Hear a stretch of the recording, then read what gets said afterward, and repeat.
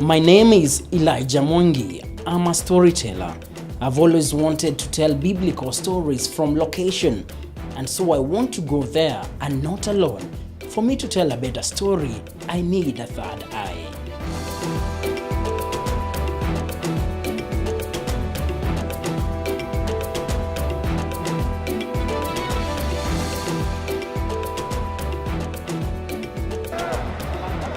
Egypt, the land of Pharaoh.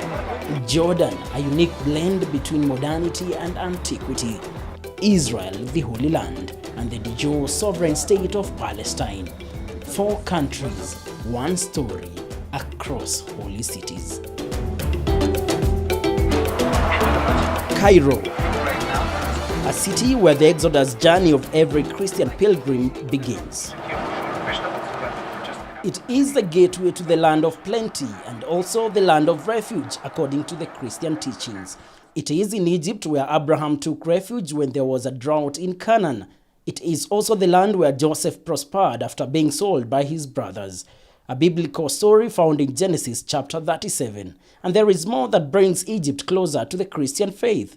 In Egypt, we are able to capture the life of Moses. And then from there, we're able to remember the judges, the kings, because largely it is in Egypt that all that happened. In the outskirts of Cairo, there stands the Great Pyramid of Giza, the only one of the 7 wonders of the world that is still standing today. In Egypt here, actually, we got more than 134 pyramids, but this one that we got behind, this is the most important ones, the most one which is still in a very good and perfect shape. And all of it should be the graveyard for 3 of the most famous Egyptian kings. It's no doubt that this is the most visited place in Egypt. The short one, yeah. Every day, tourists stream in their numbers. Take, for instance, this Kenyan delegation that has come all the way. It is amazing to even hear the history of where they came from, of how they started, to just know a magnificent thing like the pyramid was just made as a grave of one person. It is very exciting to see how they came about, and especially the architect that was put into the building of them. The experience in this particular place, the Giza pyramid, is quite an exciting moment for a tourist, especially if you want to learn the history of human civilization. And it's a very exciting moment to see civilization which has been there for 4,500 years. Not so far away from the pyramids, there lies the Sphinx, which is carved from a single piece of stone. The Sphinx, actually, this is one of the biggest statues that we have it in Egypt here, maybe not only in Egypt, also in the whole world. And actually, this statue, it was made especially for King Khephren, the owner of the second pyramid. And this kind of Sphinx statues, it was found in Egypt in many other locations, but this is the greatest one, this is the biggest one. According to the Exodus account, this is the land where people of Israel were enslaved for 400 years. Questions have been raised as to whether it's the enslaved people of Israel who built the pyramids. Important to note is that the pyramids were built around 2600 BC, long before the people of Israel were enslaved in Egypt. Away from the pyramids, the larger regions of the Sahara Desert, which constitute most of the Egypt's territory, are sparsely inhabited. But as they say, in every desert of calamity, there is an oasis of hope. The biblical tale of people of Israel crossing the Red Sea is familiar to many Christians. Today, the Egypt's eastern coastline along the Red Sea consists of resort cities, which serve as a major tourist attraction. This is the Red Sea, but someone might argue, why is it called the Red Sea? Because by the look of it, there is nothing red about it. Well, there are so many theories behind the naming of the Red Sea, but seasonal bacteria, commonly known as sea sawdust, which makes the water turn red, is often associated with the naming of the Red Sea.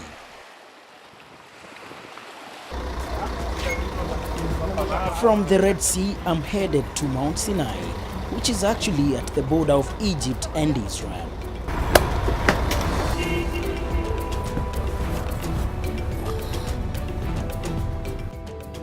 It's a long journey across the desert. Remember, Egypt deserts encompass regions on either side of the Nile, covering more than 90% of the country's land surface. This is the Eastern Desert. This region is just as arid as the West, but features more mountains and oil reservoirs. The area is largely deserted, but along the Red Sea coast, you will find a few populated villages. For some pilgrims, it's time for reflection.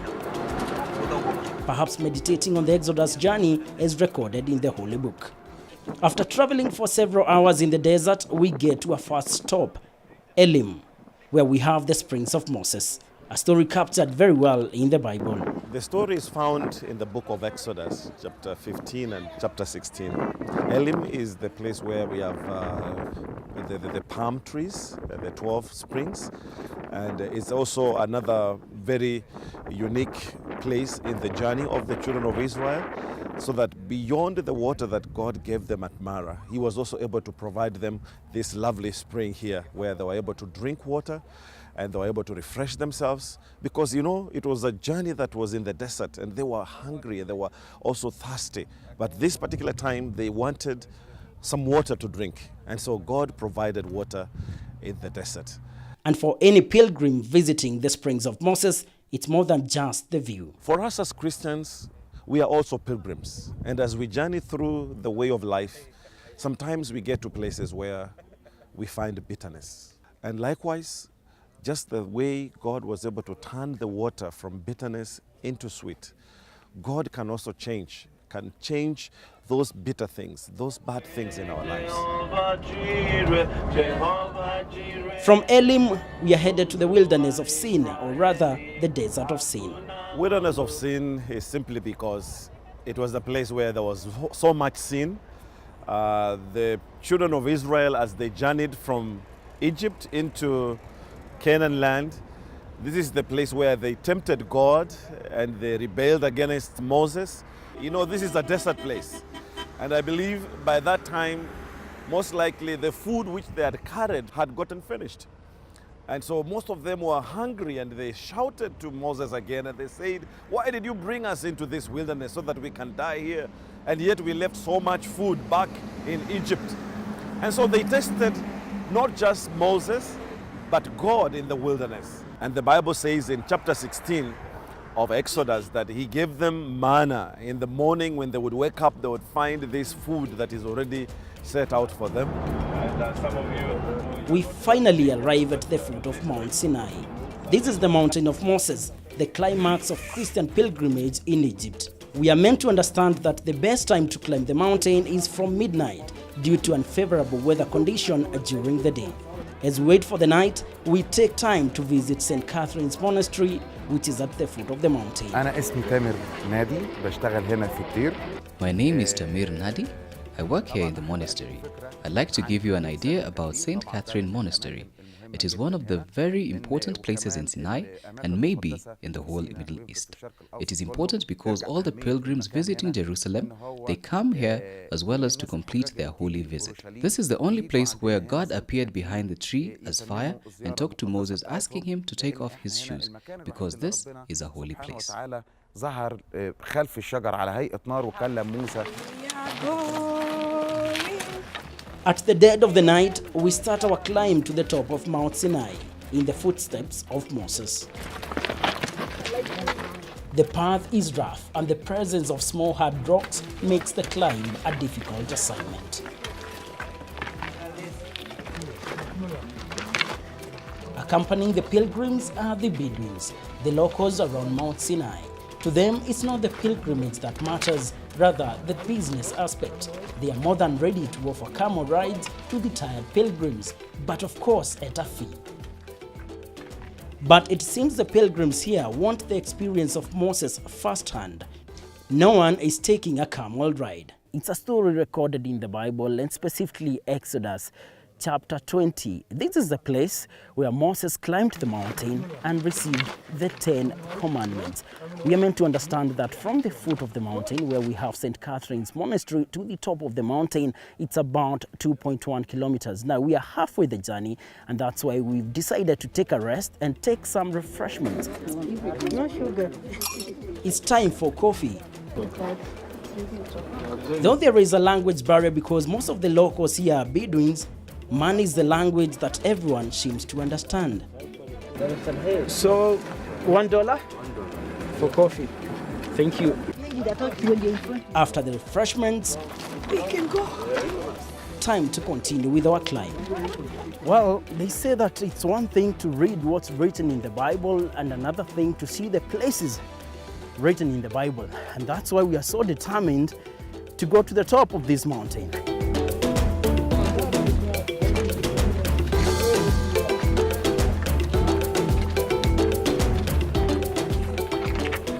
Hours into the night and the journey is turning out to be longer than expected.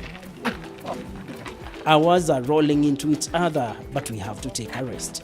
This time round, I decide to interact with the pilgrims. Wakili, mambo namna gani? How is the climb so far? Mzuri kabisa. What do you think of the experience so far? The higher I go, the closer I feel to God. And when you look at this experience, of course, looking at the entire Exodus journey, don't you think maybe the children of Israel had reasons to complain? In fact, if it were me also, I would complain the same way they complain. So they are justified. Climbing Mount Sinai can be a real challenge, regardless of whether one walks or rides on a camel 2/3 of the way up. The last stage of the climb is even more difficult. Father Charles Kinyua, who works for Catholic Bishops of Kenya, has climbed Mount Sinai several times. He shares his experience and what it means to the Catholic faith. Once there, it gives you the effort that one has to take to keep the contact with God. Because Christianity is about connection, how we connect with our God. Now, going to Mount Sinai, retracing the steps of Moses and the Decalogue, it reminds us of the effort that we must take to keep our faith growing. On the top of the mountain rests a sanctuary where pilgrims conduct their prayers upon arrival.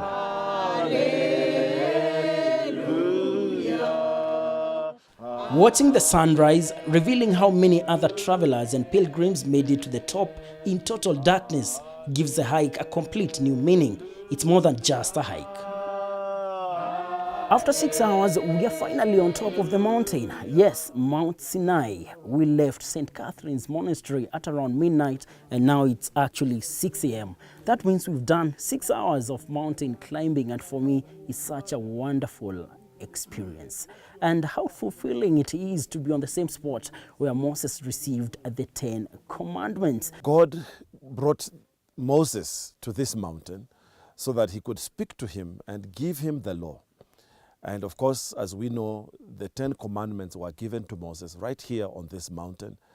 And it is the same law that he went down the mountain to take to the people.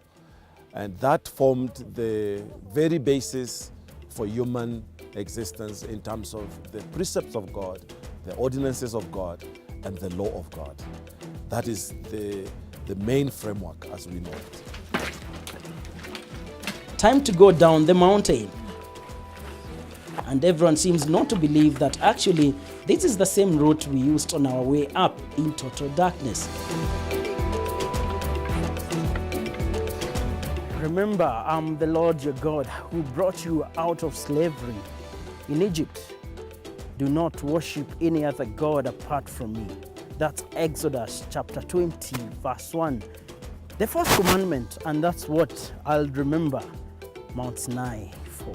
I don't know about you. It has been my desire all along to see where Moses was, who he encountered God personally. And when you try to think of what happened really, and you try to meditate, I feel as if I can also have an encounter with my God. since I've been born again so many years ago, I've wanted to know whether actually these places exist. You know, yes, you believe they're there, but sometimes you think maybe it was a bit mythical. But when you come and see it for yourself, you tend to feel like it's real. From Mount Sinai, we have to cross over to the Hashemite kingdom of Jordan because this is where we have Mount Nebo. This is where Moses reached and he was shown the promised land, Canaan, though he never got there. And today there are so many questions concerning the location of Canaan. It should be noted that, as mentioned in the Bible, Canaan comprised of different nations made up of different tribes, which today are represented by countries like Syria, Lebanon, Jordan, and Palestine. Remember, there is a very thin line between Palestine and Israel today. Now, Canaan, as mentioned in the Bible, should not be confused with the Cana in Galilee. Cana in Galilee is a small town in Nazareth where Jesus did his first miracle of changing water into wine. A pilgrimage to the Holy Lands is incomplete without coming to Jordan, a treasure of biblical stories of immense importance to the faith walk with God. Welcome to Amman, the capital of the Hashemite kingdom of Jordan.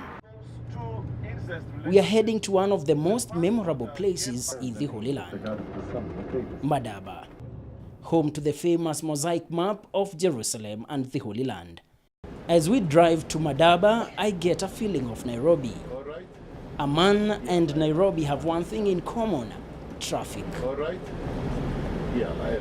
Madaba, with 2 million pieces of vividly colored local stones, it depicts hills and valleys, villages and towns as far as Nile Delta.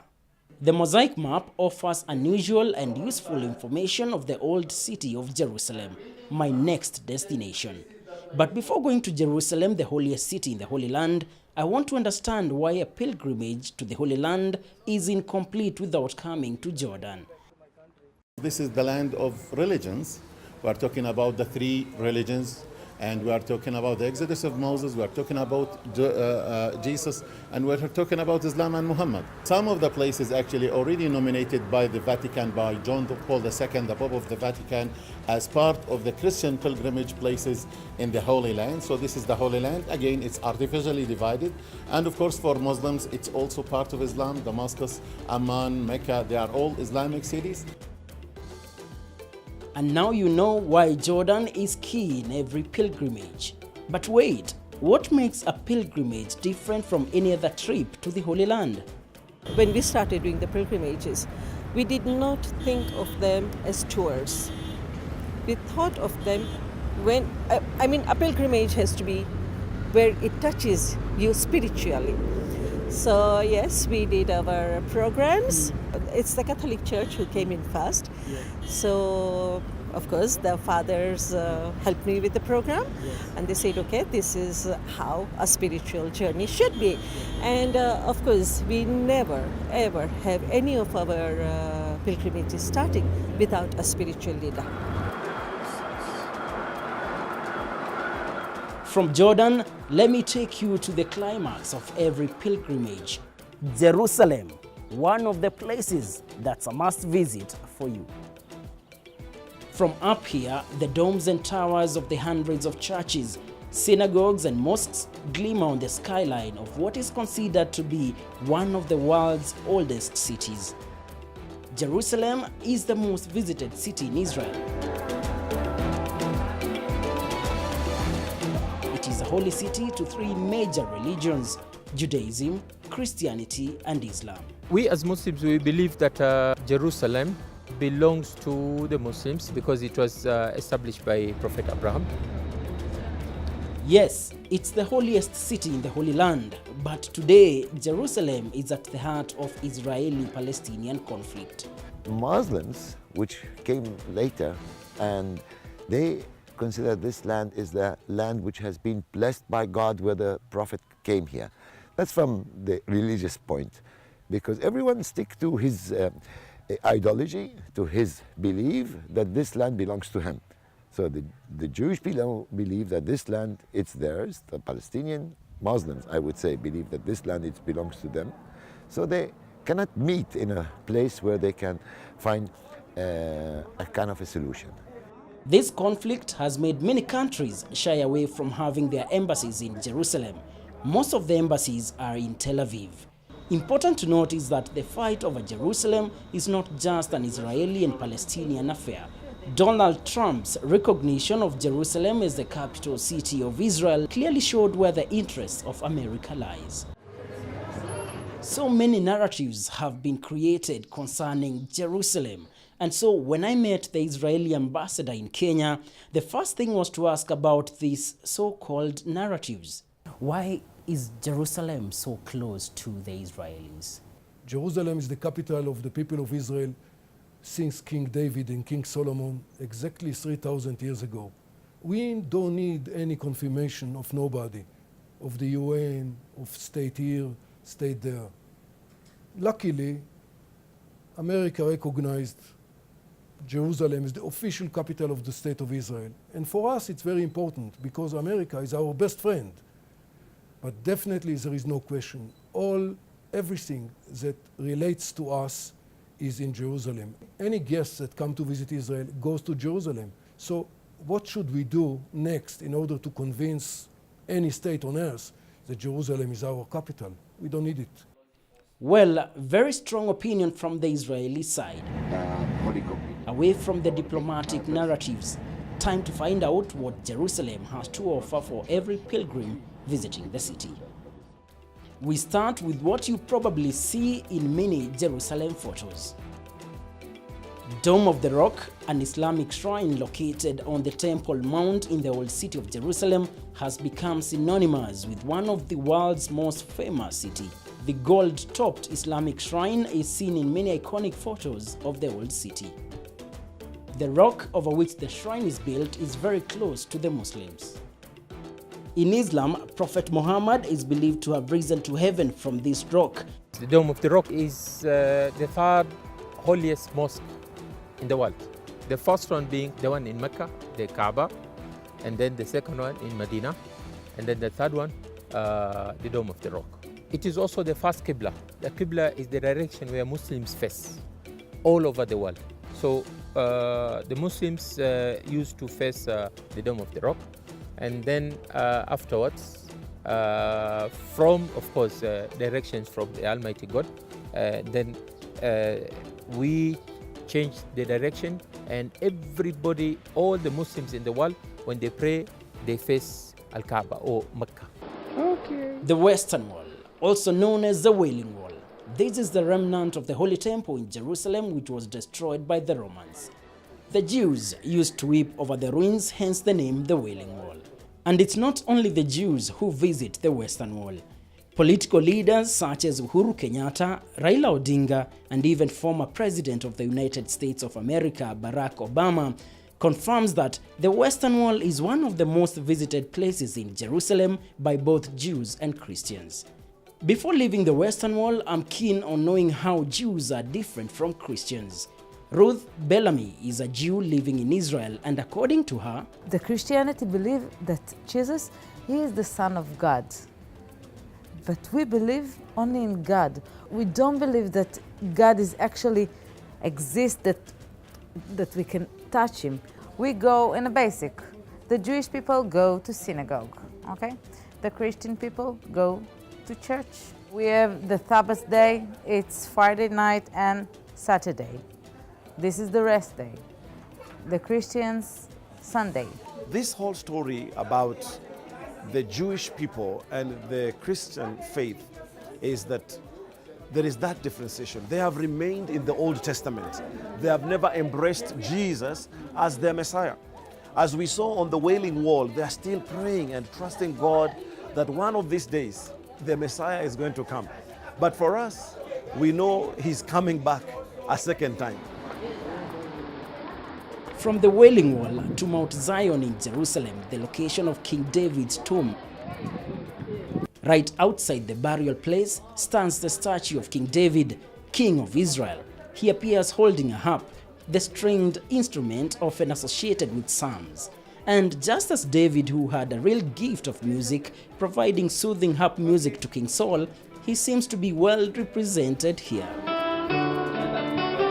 Thank you.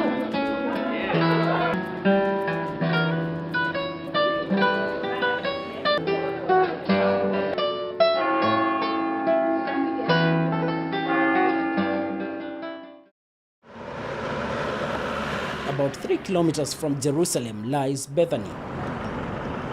This little village of Bethany used to be the favorite resting place for Jesus as found in the Gospels. And it's right at the house of Mary and Martha here in Bethany that Jesus raised Lazarus from the dead. And so today, pilgrims are always visiting the Lazarus tomb.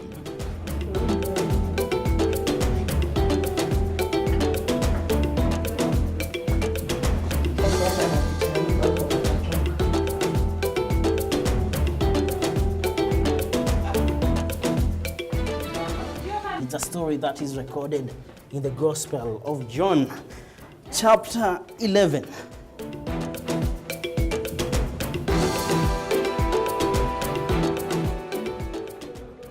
Separated from the eastern hill by the Kidron Valley, the Mount Olives has always been an important feature in Jerusalem's landscape. On top of Mount Olives lies the Dome of Ascension, which contains what is traditionally the last footprint of Jesus on earth before he ascended into heaven. Located at the bottom of Mount Olives is the Garden of Gethsemane, the place where Jesus went with his disciples to pray the night before he was crucified. While at the Garden of Gethsemane, something captures my attention: the tombs surrounding the garden. This valley, it is supposed to be the place where the end of day gonna be the judgment place. That is in the Bible, Yehoshaphat Valley. So therefore, we have a Christian cemetery in the bottom of the valley. We have a Jewish cemetery on the slope, because the Jews believe that the Messiah is coming, and that's why for them it's important to be buried there, to be among the first people to be resurrected. Now, the Muslims have also a Muslim cemetery, which is on the other side, below the mosques, or below the city wall. That Muslim cemetery is also important because Muslims have the belief that this is the place of judgment and also resurrection. And so from the Garden of Gethsemane and Kidron Valley, we take the way of the cross. Be exalted, O Lord my God, Hosanna in the highest. A street in 2 parts within the old city of Jerusalem, the Via Dolorosa. And just in case you are wondering what Via Dolorosa is all about, this is the way of the cross. And this particular street has the specific point where Jesus took rest as he was carrying the cross. The winding route is nowadays a celebrated place of Christian pilgrimage, and for those with businesses along this street, it's time to reap big from the tourists and pilgrims on their way to Golgotha, where Jesus was crucified. At the end of the way of the cross, we have Golgotha, one of the most important places with respect to the ministry of Jesus. Remember, the way of the cross is not just about the last stage of Jesus' ministry, because largely the story of Jesus is about the last 3 years. The infancy narrative doesn't say much about Jesus because it's about the first 12 years. After the 12th year, we don't hear about Jesus until 30 years, when now he starts now the public ministry. Now, Via Dolorosa, or the way of the cross, actually reminds us of our day-to-day life with Christ. The 14 stages of the way of the cross enumerates our every step that we take in life, and many a times the betrayals that we subject Jesus to because of our unfaithfulness to follow our baptismal vows.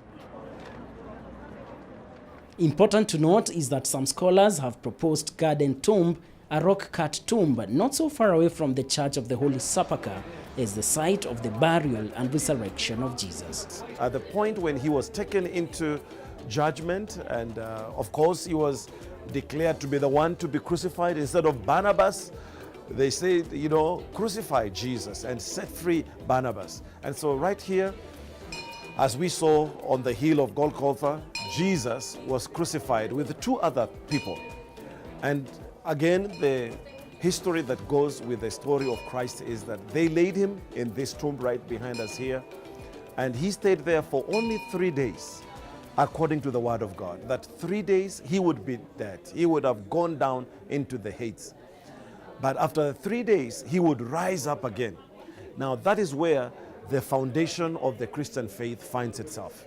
If he hadn't died and resurrected, then we would be futile in our faith as Christians. And so for us, Jerusalem is the center of our Christian religion.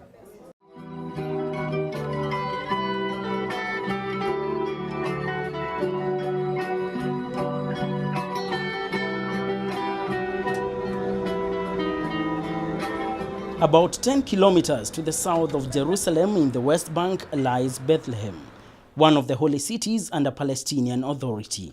With a population of approximately 25,000 people, Bethlehem's economy is primarily tourist-driven.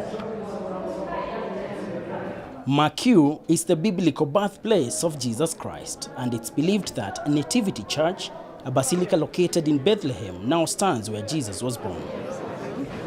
It's around 10 a.m. and Nativity Church is full of pilgrims from all over the world, Kenya included. Members of Christ is the Answer Ministries, CITAM, are already in the long queue headed to one particular cave believed to be the birthplace itself.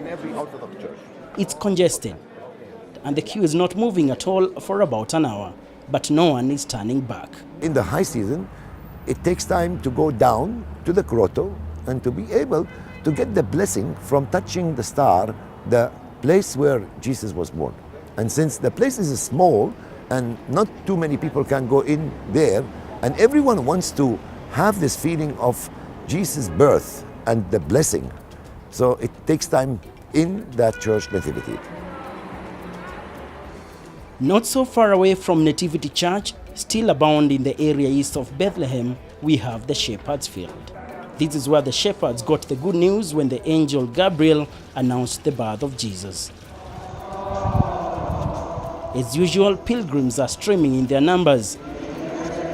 In the cave where shepherds kept watch over their flock, a Kenyan group is already in a prayer mood.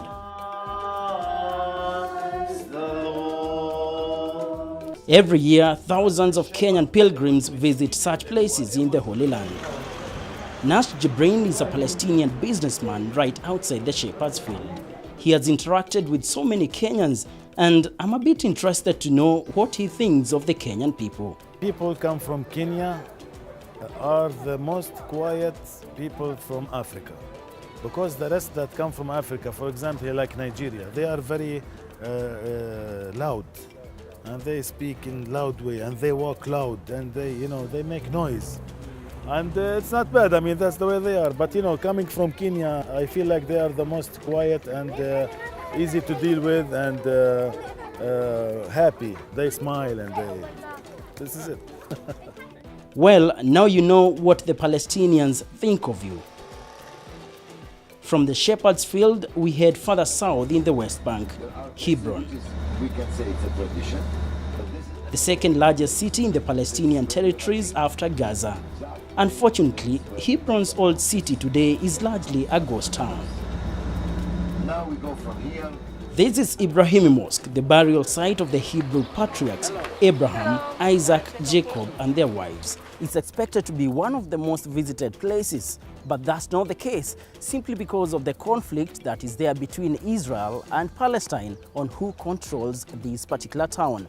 And the presence of heavy security personnel here tells it all. Ishmael, son of Abraham, is the father of the Arab people. And so this mosque means a lot to the Arab Palestinians, but it's under Israelis' control. Now we have to remember that under Muslim control, Jews and Christians were denied access. So think now we are now under Israeli control. This is why you are allowed in. And I would suggest that you call your government, make sure that this place remains under Israeli control forever. This is how you can come and visit and pray here. From Hebron, we are headed to what is thought to be the oldest town on earth. Located beyond the northern portion of the Dead Sea is Jericho. This is where the Israelites supposedly brought down its wall with a great shout and trumpet blasts. The town is also identified with Zacchaeus, a rich tax collector mentioned in the Gospel of Luke. While in Jericho, we take a cable car to a gravity-defying monastery clinging on Mount of Temptation. This is the mountain on which Christ was tempted by the devil during his 40-day fast. While at the summit of the Mount of Temptation, one can see the offer of all the kingdoms of the world that was given to Jesus in return for worshipping the devil. Just around Jericho in the area of Sodom and Gomorrah, we have the Dead Sea. Though it might not have much to do with Christian pilgrimage, the sea located at the lowest point on dry land offers a perfect place for relaxation. Here, you don't need to learn how to swim. The hypersaline water in Dead Sea makes floating easy, and its mineral-rich black mud is used for cosmetic treatments at area resorts. As I leave Palestine, I want to follow the story of Jesus Christ. Born in Bethlehem but raised in Nazareth, and so I'm heading to the north of Israel, the town of Jesus.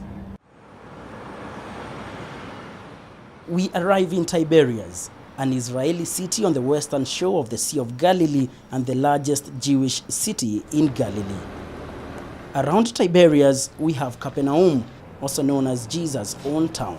As expected, pilgrims are walking where Jesus walked, which gives them a thrilling new meaning. It's great to be here. It's not my first time, so I know it, but my parish is with me today, so it's very impressive for them to be here. The best way to get to know the gospel and the message of God is to travel here.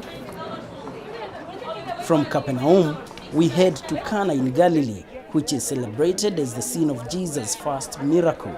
Here we find Father Jerome. He's based in the sanctuary and he's already guiding some pilgrims. And yes, he knows Kenya too well. I studied in Kenya for 1 year and I was kicked out to Rome.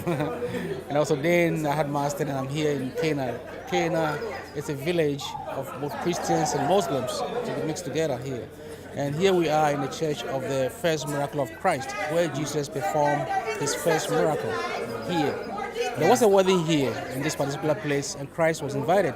He came with his mother, his disciples, and when they came, the wine was already finished. So Mother Mary was filled with pity and said, "You should do something." So they brought 6 jars of big ones of water, and Jesus prayed over it, and then the water transformed into wine. Today, hardly will you go to Cana in Galilee and not find a wedding taking place. Perhaps as a symbol for the couple to remember the wedding that was when Jesus turned water into wine. And today we had 15 couples that renewed their vows.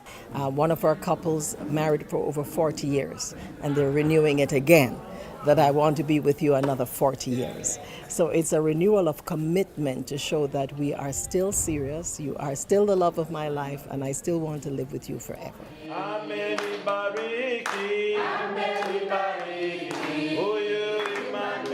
Kenyan pilgrims visiting Cana are not left behind as well when it comes to renewing of vows.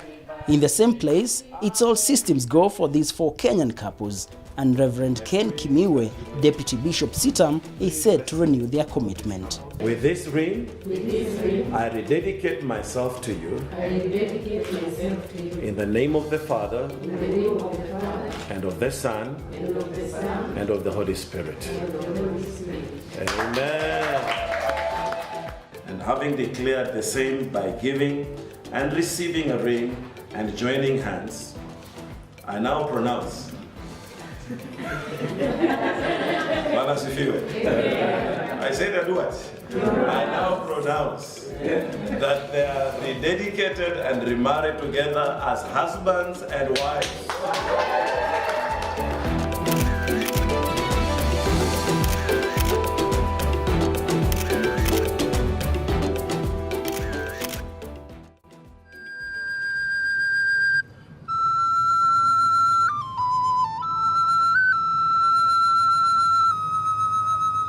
Another location in Israel, Sea of Galilee. You do remember this is where several miracles happened, including calming of the storm, as well as Jesus walking on water. So join me as we sail in the Sea of Galilee.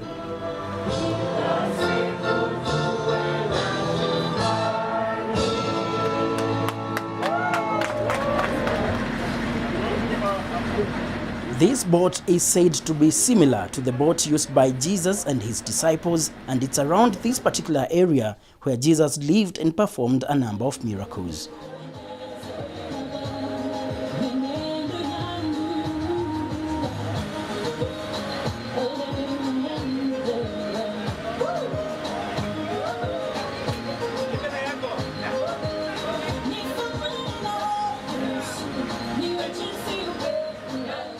On the northern shore of the Sea of Galilee, in the region of Tabha, lies the Church of Multiplication of Loaves and Fishes. The traditional site of the food multiplication story found in all four Gospels. And now onto the Galilee region of northern Israel, where Jordan River flows from the Sea of Galilee into the Dead Sea. This is the baptismal site in Jordan River, and every time of the year you will find Christian pilgrims coming to this particular place to be baptized. And zooming closer in the River Jordan, you might just confuse the river with a fish pond. It's the place where Jesus was baptized by John the Baptist. The authenticity of this site is as pure as the testimonials from the Gospels, the travelers and pilgrims that have visited this cherished site. I just wanted to be baptized in the very waters that my Lord Jesus Christ was baptized. Otherwise, I had been baptized before. We now baptize you in the name of God, the Father, Son, and the Holy Ghost. Actually, the Bible does not tell us how many times a person can be baptized, because it is a confession that I have died to sin, and the life I live today is the life that is about righteousness in Christ Jesus. So baptizing them here again, it's historic, it's symbolic, since these are the very waters that the author of baptism was baptized in. Yes, I have been baptized earlier, but this one was so special to me because I've been baptized in the same place where Jesus was baptized, in the same river, so it's a memorable moment. God, the Father, the Son, and the Holy Ghost.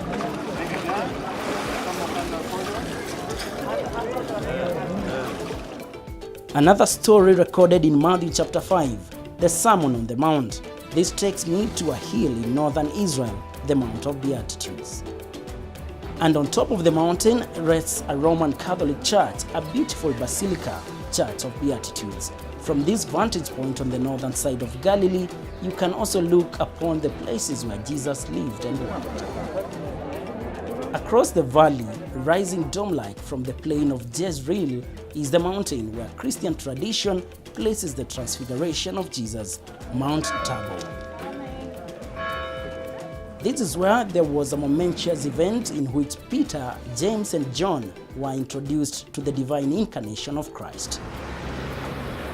I have come to the end of my journey across holy cities. A fascinating journey it has been, from the land of bondage, Egypt, to the promised land, the Holy Land. I've interacted with Christians, Muslims, and Jews. One thing that I take home with me is that our religion is as true as another. It's therefore only right and fair to respect another religion.